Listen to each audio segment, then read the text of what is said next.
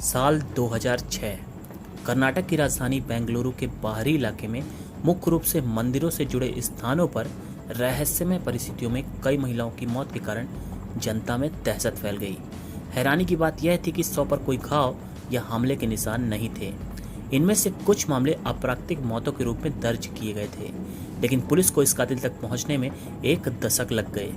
इन सब मौतों के पीछे किसका हाथ था, आइए जानते हैं आज के इस वीडियो में। कर्नाटक के कग्गालीपुरा में जन्मी के.डी. केम्पम्मा, जिसका जन्म एक बहुत गरीब परिवार में हुआ था। केम्पम्मा के पिता मजदूरी करते थे। केम्पम्मा बचपन से ही बहुत महत्वाकांक्षी थी। उसके लिए पैसा ही सब कुछ था।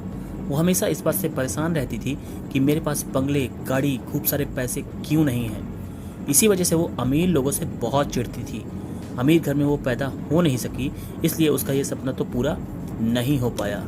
लेकिन अभी भी उसकी एक उम्मीद जिंदा थी कि अगर मेरी शादी किसी अमीर घर में हो जाए तो मैं अमीर हो जाऊंगी। लेकिन केम्पम्मा की ये उम्मीद भी टूट गई, क्योंकि छोटी उम्र में ही उसकी शादी कर दी गई। और जिससे केम्पम्मा की शादी हुई थी वो उसके सपनों का राजकुमार नहीं, बल्कि एक साधारण दर्जी था जो बहुत मेहनती और ईमानदार था। इस शादी से केम्पम्मा को 3 बच्चे हुए, लेकिन अब अकेले पति की कमाई से घर नहीं चल पा रहा था। इसलिए केम्पम्मा को भी घरों में काम करना शुरू करना पड़ा। केम्पन्ना, जो रानी बनने के सपने देखती थी, उसको नौकरानी बनना पड़ा। एक चीज तो उसको पता लग गई थी कि इस तरह वो कभी अमीर नहीं बन सकती। केम्पम्मा बड़े बड़े घरों पर काम करने जाती थी। उसने एक चीज नोटिस की कि इन सभी के पास सोना बहुत है। केम्पम्मा ने डिसाइड किया, थोड़ा थोड़ा सोना घरों से चुराऊंगी तो इनको पता ही नहीं चलेगा, क्योंकि इन लोगों के पास इतना सोना है। केम्पम्मा जल्दी से जल्दी अमीर बनना चाहती थी, इसलिए उसने शॉर्टकट लेना ही ठीक समझा। केम्पम्मा ने एक घर से सोना चुराया। केम्पम्मा को यह तो पता था कि सोना महंगा होता है, लेकिन कितना महंगा उसे पता नहीं था। पहली बार जब केम्पम्मा ने सोना बेचा, उससे मिली रकम को देखकर वो पागल हो गई, क्योंकि उसे पता ही नहीं था कि इतने से सोने की इतनी सारी कीमत हो सकती है।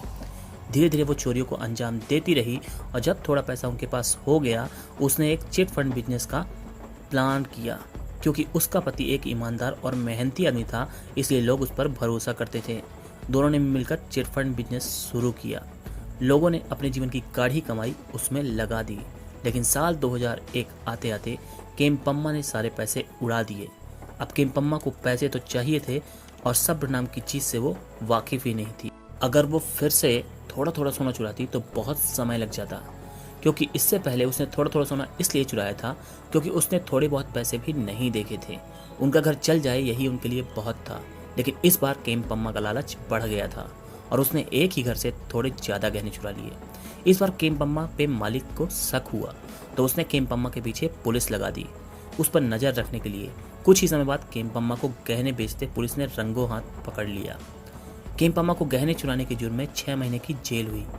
जेल से छूटकर जब वो अपने पति के पास पहुंची तो पति ने उसे घर से निकाल दिया, क्योंकि वो चोरी के इल्जाम में जेल गई थी। ये बात पूरे मोहल्ले को पता चल गई थी।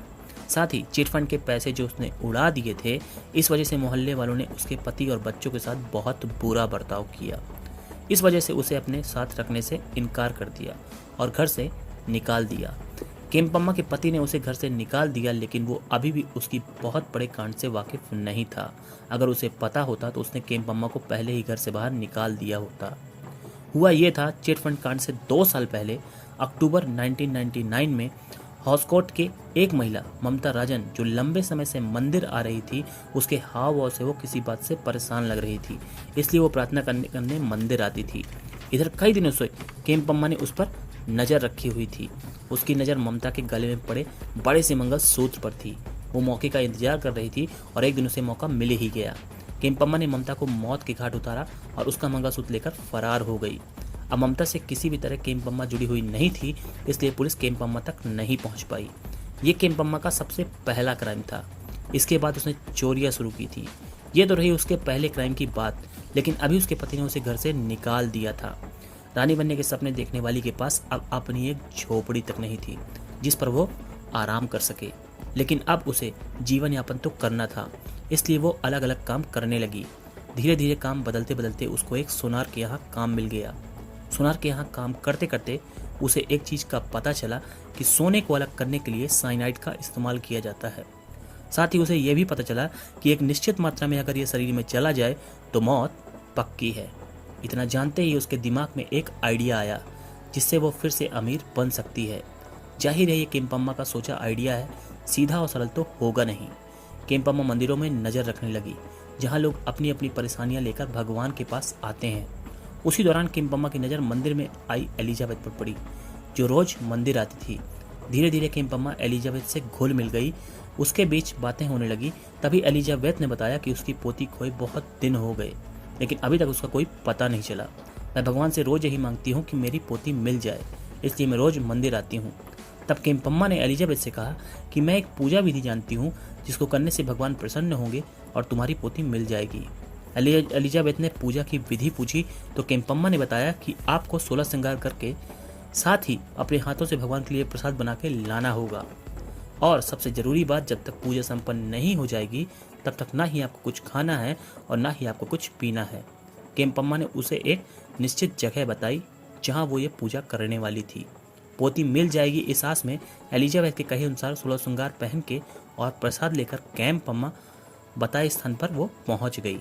केम्पम्मा ने उसको दिखाने के लिए कुछ मंत्र पढ़े और पूजा की। इसके बाद केम्पम्मा ने उसे पीने के लिए पानी दिया, साथ ही आश्वासन दिया कि कल तक तुम्हारी पोती मिल जाएगी। पानी पीते ही एलिजाबेथ बेहोश होकर नीचे गिर गई और उसके सारे गहने लेकर केम्पम्मा फरार हो गई। दरअसल एलिजाबेथ बेहोश नहीं हुई थी, बल्कि वो मर गई थी, और जो पानी केम्पम्मा ने एलिजाबेथ को पिलाया था उसमें साइनाइड था। इसलिए केम्पम्मा ने कहा था कि पूजा के पहले कुछ भी खाना और पीना नहीं है, क्योंकि इसका कारण था खाली पेट साइनाइड बहुत जल्दी शरीर में डिसॉल्व होता है और तेजी से पूरे शरीर में फैलता है। केम्पम्मा बिल्कुल नहीं चाहती थी कि उसके शिकार कुछ खा पी कर आए, क्योंकि वो नहीं चाहती थी कि वारदात के बाद किसी के भी जिंदा बचने के चांस हों, क्योंकि अगर कोई बच जाता तो उसकी पोल खुल जाती। पुलिस ने बॉडी को पोस्टमार्टम के लिए भेजा, पर कातिल का कोई सुराग नहीं मिला। इसके बाद केम्पम्मा अपने अगले शिकार के लिए निकल पड़ी। इस बार फिर से उसने जगह बदल दी। इस बार ये पहुंची सिद्धगंगा मठ क्याटा सांद्रा, जहां इसने शिकार बनाया यशोधमा को, जिसकी उम्र 60 साल थी। वो अस्थमा से पीड़ित थी। इसको ठीक करने के लिए वो भगवान से प्रार्थना करती थी। केम्पम्मा ने उसे अपनी बातों के जाल में फंसाया और पूजा के नाम पे उसका भी वही हाल कर दिया जो एलिजाबेथ का किया था।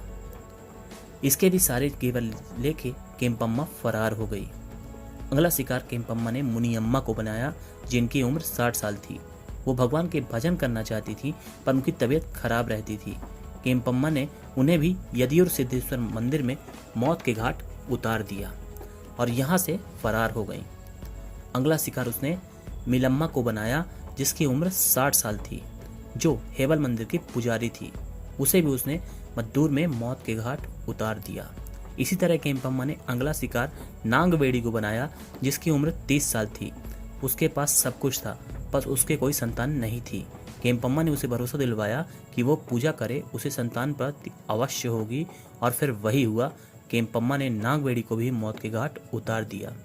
इधर पुलिस इन लगातार हो रही हत्याओं से परेशान थी। पुलिस के हाथ कुछ भी नहीं लग रहा था, क्योंकि केम्पम्मा एक जगह पर रहती ही नहीं थी। वो एक वारदात करने के बाद जगह बदल देती थी, और दूसरी बात, उसे कोई जानता ही नहीं था। वो सिर्फ अपने शिकार के संपर्क में रहती थी और वारदात अंजाम देकर फरार हो जाती। लेकिन पाप का घड़ा भी भरता है, और भर जाने पर वो फूट जाता है, और ऐसा हुआ भी। 2006 में उससे एक गलती हो गई।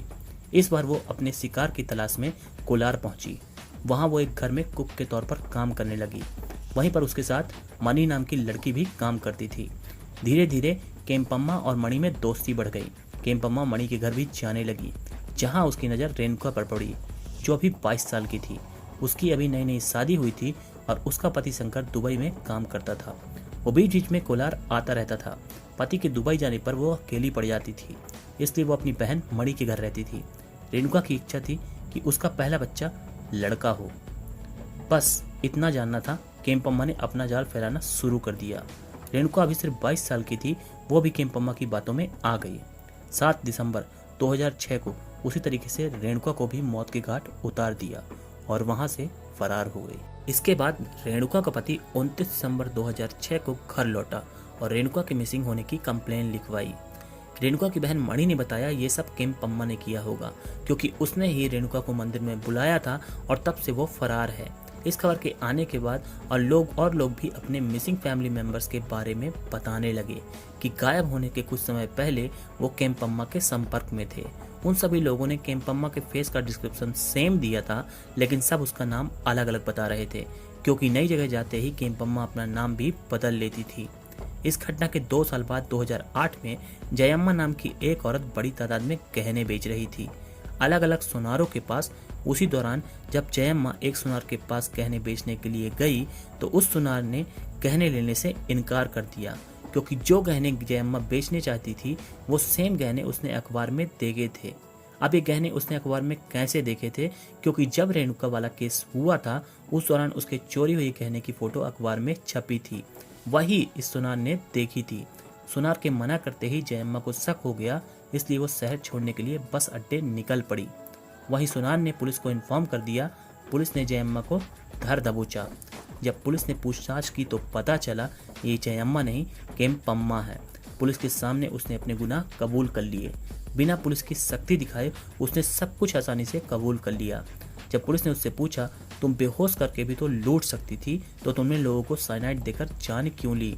तब केम्पम्मा ने कहा अगर मैं उन्हें बेहोश करके लूटती तो वो जिंदा रहते, जिस वजह से मैं पकड़ी जाती, इसलिए मैंने साइनाइड चुना। लेकिन जब पुलिस ने उनसे पूछा तुमने कितने कत्ल किए हैं, तो उसने अपना सर नीचे कर लिया। 2010 में केम्पम्मा को मल्टीपल मर्डर का दोषी माना गया और 2012 में उसे डेथ सेंटेंस दिया गया। केम्पम्मा कर्नाटक की पहली महिला थी जिसे डेथ सेंटेंस सुनाया गया, लेकिन बाद में इसे उम्र कैद में बदल दिया गया। कहा जाता है केम्पम्मा ने 22 मर्डर किए थे, क्योंकि 2006 से 2008 के बीच 2 साल भी उसने कई वारदातों को अंजाम दिया होगा। कन्नड़ भाषा में एक फिल्म भी बनाई गई थी, साइनाइड मल्लिका। साइनाइड मल्लिका इसका नाम इसलिए पड़ा क्योंकि ये साइनाइड इस्तेमाल करती थी, साथ ही ये बार बार अपना नाम बदलती रहती थी। उसी दौरान एक बार इसने अपना नाम मल्लिका भी रखा था। केम्पम्मा को द डेडली डजन बुक में भी इंक्लूड किया गया है, जिसे अनिर्बन भट्टाचार्य ने लिखा है। इस बुक में 12 सीरियल किलर की कहानी है, जैसे ऑटो शंकर, सुरेंद्र कोहली, रमन राघव, इसी तरह के 12 सीरियल की कहानी है इस बुक में। तो देखा अपने पैसों के पीछे पागल एक औरत ने क्राइम को ही अपना रास्ता चुना। जय हिंद, जय भारत।